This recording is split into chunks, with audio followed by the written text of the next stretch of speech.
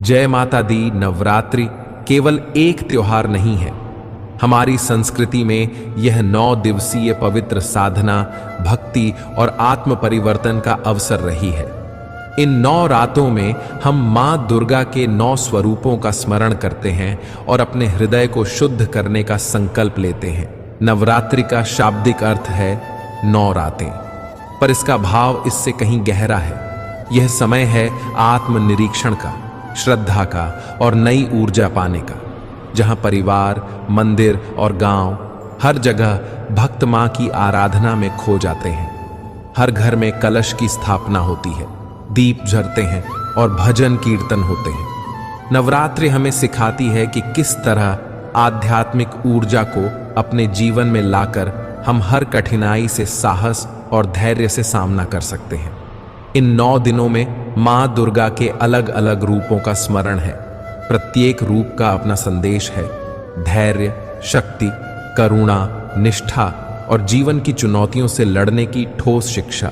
नवरात्रि की शुरुआत अक्सर घट स्थापना या कलश स्थापना से होती है। घाट में मिट्टी, गंगा जल, आम के पत्ते, नारियल और लाल वस्त्र से एक पवित्र कलश रखा जाता है और उसे देवी के आवास के रूप में माना जाता है। यह साधारण सी क्रिया घर के वातावरण को बदल देती है। घट स्थापना सिर्फ एक रीति नहीं है, यह अपने घर और अपने हृदय में शक्ति की स्थापना का प्रतीक है। जहां शक्ति का वास होता है, वहां नकारात्मकताएं टिक नहीं पाती। घर में यदि दुख, रोग या कलह हो, तो इस स्थापना से मन में उम्मीद और विश्वास लौटता है। उज्जैन का व्यापारी धर्मपाल धनवान था, पर उसके घर में खुशियां कम और परेशानियां ज्यादा थीं। इलनेस बार बार परिवार को चोट पहुंचाती, घर में झगड़े और नकारात्मक भावना बनी रहती थी। वह दुखी होकर एक साधु के पास गया। साधु ने कहा, तुम्हारे घर में धन तो है, पर शक्ति नहीं। जो घर शक्ति का स्थान नहीं बनता, वहां नकारात्मक शक्तियां अपना ठिकाना बना लेती हैं। घट स्थापना अपने हाथों से करो। धर्मपाल ने नवरात्रि की प्रतिपदा की भोर में संकल्प लिया। उसने घर को गंगा जल से शुद्ध किया और मिट्टी से वेदी बनाकर कलश स्थापित किया।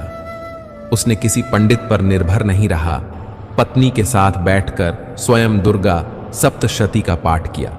जैसे जैसे पाठ चलता गया, घर का माहौल बदलने लगा। पहले जो बेचैनी और अंधेरा था, वह धीरे धीरे दूर होने लगा। नवमी के दिन जब हवन हुआ, तो धर्मपाल को ऐसा लगा जैसे हवन की ज्वाला में मां की मुस्कान दिखाई दे रही हो। उसके आंखों से कृतज्ञता के आंसू निकले। उसने महसूस किया कि घाट स्थापना केवल कर्मकांड नहीं, बल्कि अपने घर में आदिशक्ति का आवाहन है।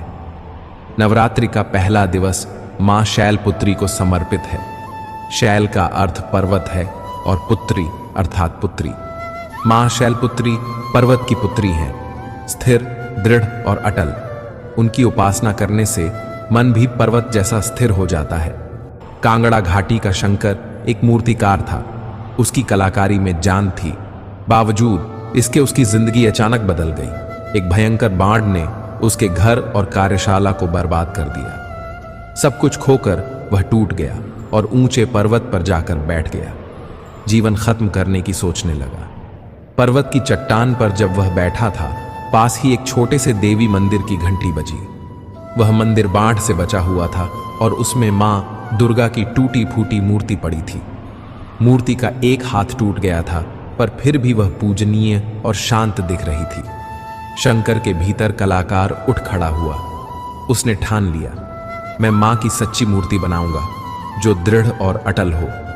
उसके पास औजार कम थे, पर उसने नदी किनारे से बड़ा पत्थर उठाया और दिन रात उसे तराशने लगा।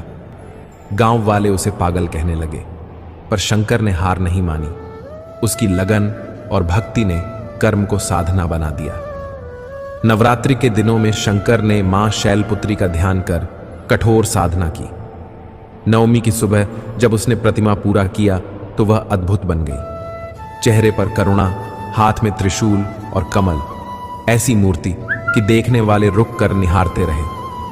गांव के लोग आए और उस मूर्ति को खरीद कर मंदिर में रखने के लिए ले गए। शंकर को न केवल सम्मान मिला, बल्कि जीवन का नया अर्थ भी मिला। उसने सिखा, कठिनाइयों के बीच भी अगर हम ईमानदारी और निष्ठा से काम करें तो मां की शक्ति हमें नई राह दिखाती है। नवरात्रि में मां के 9 रूपों का स्मरण किया जाता है। हर रूप में एक अलग संदेश छिपा है। सरल शब्दों में उनके अर्थ लिख रहे हैं ताकि सुनने वाला आसानी से समझ सके और उस संदेश को जीवन में उतार सके। शैलपुत्री, अटूट श्रद्धा और स्थिरता। जो संकट में डटे रहें वही विजयी होते हैं।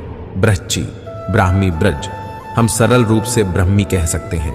ज्ञान और विनम्रता, अपने कर्म में निष्ठा और बुद्धि का महत्व।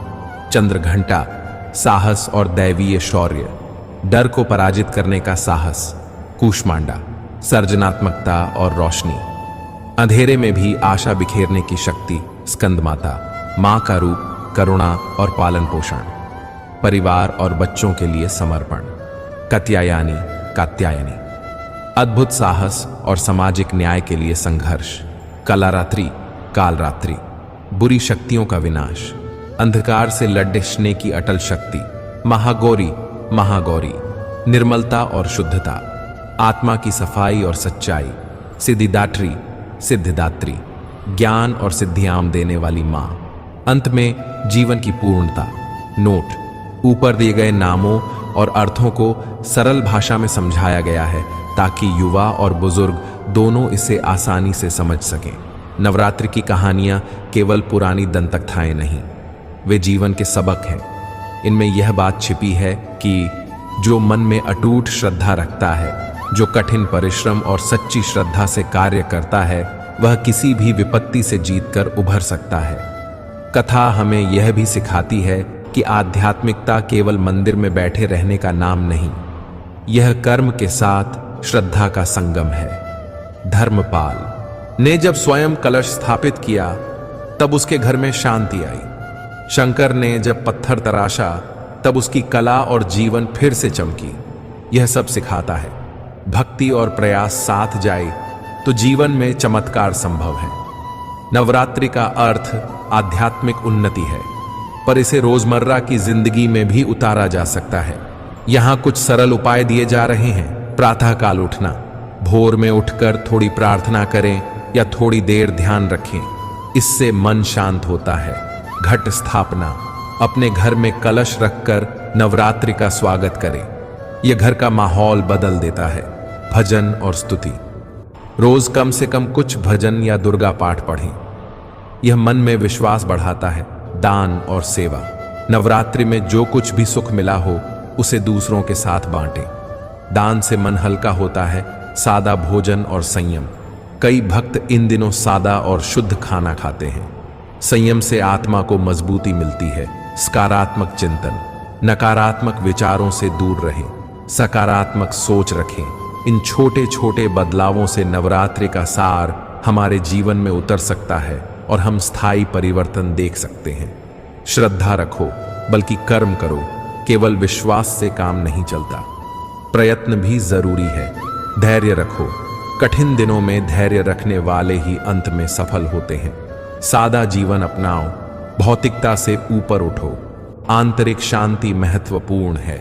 समुदाय का सहारा लो, अपने गांव, परिवार और मित्र मंडली से जुड़ो। कृतज्ञता रखना सीखो, जिन चीजों का तुम पास है उनके लिए आभारी रहो। सहायता करो, दूसरों की मदद करने से मन की भारी भरकमियां हल्की हो जाती हैं। अपने हाथों से काम करो, खुद करना आत्मविश्वास बढ़ाता है, जैसे धर्मपाल और शंकर ने किया। सकारात्मक लोग चुनो, नकारात्मकता फैलाने वालों से दूरी बनाएं, अहंकार से बचो। विनम्र रहना सबसे बड़ी शक्ति है। आध्यात्मिकता और व्यवहार का मेल, सिर्फ दर्शन ही नहीं, व्यवहार भी पवित्र होना चाहिए। यह स्क्रिप्ट खास तौर पर उन लोगों के लिए बनाई गई है जो नवरात्रि की धार्मिक कथाओं को सरल, समझने योग्य और भावनात्मक तरीके से सुनना चाहते हैं। इसे वीडियो के लिए आवाज के साथ या मंदिर में पाठ के रूप में आसानी से प्रस्तुत किया जा सकता है। आज की जिंदगी भौतिकता, भागदौड़ और तनाव से भरी है। नवरात्रि जैसे अवसर हमें रोककर सोचने का मौका देते हैं, क्या हम सही दिशा में हैं? क्या हमारे घर में प्रेम और शांति है? क्या हम अपने बच्चों और बुजुर्गों का ध्यान रखते हैं? नवरात्रि हमें याद दिलाती है कि जीवन का मुख्य लक्ष्य केवल दौलत और नाम कमाना नहीं होना चाहिए। असली जीत आत्मिक शांति, रिश्तों की मजबूती और समाज के कल्याण में है। जहां धर्मपाल और शंकर की कहानियां हमें व्यक्तिगत संघर्ष और विजय का पाठ पढ़ाती हैं, वहीं नवरात्रि की 9 शक्तियां हमें रोजमर्रा की जिंदगी में इन गुणों को अपनाने की प्रेरणा देती हैं। नवरात्रि के अंत में जब हम नवरात्रि पूरी कर लेते हैं, तब हमारे भीतर कुछ बदल जाता है। छोटी छोटी बातों में धैर्य आता है, रिश्तों में सहनशीलता बढ़ती है और सबसे महत्वपूर्ण, हमें यह विश्वास होता है कि माँ हमारे साथ है। हमारी आशा है कि यह सरल हिंदी में लिखी स्क्रिप्ट आपके दर्शकों को पसंद आएगी और उन्हें नवरात्रि का असली भाव आसानी से समझ में आएगा। नवरात्रि के इन पवित्र दिनों में माँ की कृपा सदैव आप पर बनी रहे। आपका मन शुद्ध रहे, आपका घर खुशियों से भरा रहे और आपके कार्य सफल हों।